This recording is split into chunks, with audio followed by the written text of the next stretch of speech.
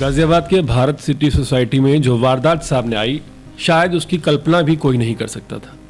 निशिता, पाखी और प्राची, तीन बहनें अचानक देर रात 9वीं मंजिल से छलांग लगा देती हैं। शुरुआत में दावा किया जाता है कि लड़कियां कोरियन गेम के एडिक्शन में थी।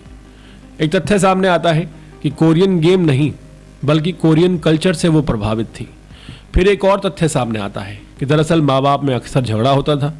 पिता चेतन कुमार की दो पत्नियां थीं, सुजाता जिसकी बेटी थी निशिका, और उसकी छोटी बहन से ही चेतन कुमार ने दूसरी शादी की थी जिसका नाम हिना है, जो कि चेतन की साली थी।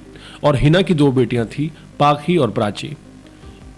जिस घर में यह घटना घटी वहां एक और महिला मौजूद थी और वो थी चेतन कुमार की सबसे छोटी साली। यानी कि जब ये सब हुआ उस घर में 4 से 5 बच्चे, 3 महिलाएं और एक पुरुष मौजूद था। इसी बीच एक नोट सामने आया और अब वो डायरी भी सामने आई है जिसका जिक्र किया गया था। उस नोट में 8 पन्नों में लड़कियों ने जो लिखा है वो वाकई हैरान करने वाला है। इन लड़कियों ने यूट्यूब शॉर्ट वीडियो देखते देखते कब कोरियन कल्चर का एडिक्शन पाल लिया, ना तो इन्हें खुद पता चला बल्कि इनके माँ बाप को भनक तक नहीं लगी। यहाँ तक कि निशिता, पाखी और प्राची ने अपने नाम भी बदलकर मारिया, अलीजा और सिंडी रख लिए थे और वो एक दूसरे को इन्हीं नामों से बुलाती थी, लेकिन घर वालों को फिर भी भनक नहीं लगी। इस मामले में सबसे ज़्यादा चौंकाने वाली और हैरत अंगेज बात यह है कि तकरीबन पिछले 2 सालों से कोई भी लड़की इनमें से स्कूल नहीं गई थी। और तो और ये बच्चे सोसाइटी में भी खेलने नहीं जाते थे। 207 नंबर का एक छोटा सा फ्लैट और वहीं एक मोबाइल से शुरू हुई इनकी ज़िंदगी धीरे धीरे संस्कारविहीन, झगड़ालू वातावरण और अकेलेपन में ढलती चली गई। लेकिन धीरे धीरे कोरियन कल्चर एडिक्शन बन गया जो जहर की तरह इनके दिमाग में घुलता चला गया। हालांकि डायरी में जो 8 पन्नों पर लिखा गया है वो और भी ज़्यादा हैरान करने वाला है, लेकिन अभी फॉरेंसिक जांच जारी है। वहीं पिता चेतन कुमार को लेकर एक गंभीर बात पता चली, जो कि शेयर ट्रेडिंग में हाल ही के सालों में 2 करोड़ रुपए गंवा चुका था और उस पैसे का ब्याज भर रहा था। अपुष्ट खबरों की माने तो कुछ ही दिन पहले एक मोबाइल फोन बेच दिया गया था क्योंकि घर में आर्थिक तंगी चल रही थी।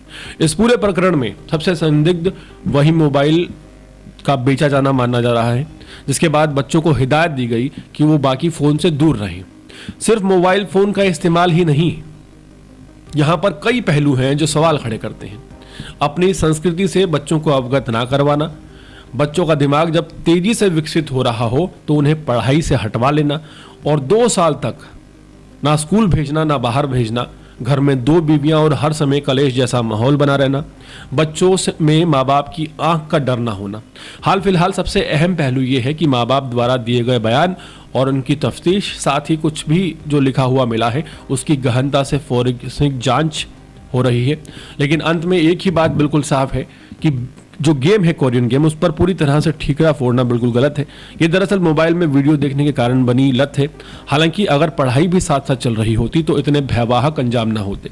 जो बच्चे व्लॉगिंग, शॉर्ट वीडियोस देखने और इंटरनेट इस्तेमाल करने के आदी हो चुके हैं, उनके माता पिता के लिए चेतावनी है, एक अलर्ट है कि समय रहते मोबाइल छीनकर बच्चों के हाथ में खिलौने थमा दीजिए और किताबें दे दीजिए, वरना कल को कोई और निशिका, पाकी और प्राची, मारिया, अलीजा और सिंडी बन जाएगी। और अंत में ये महज वो पहलू है जो बच्चों की मानसिक स्थिति के लिए जिम्मेदार है।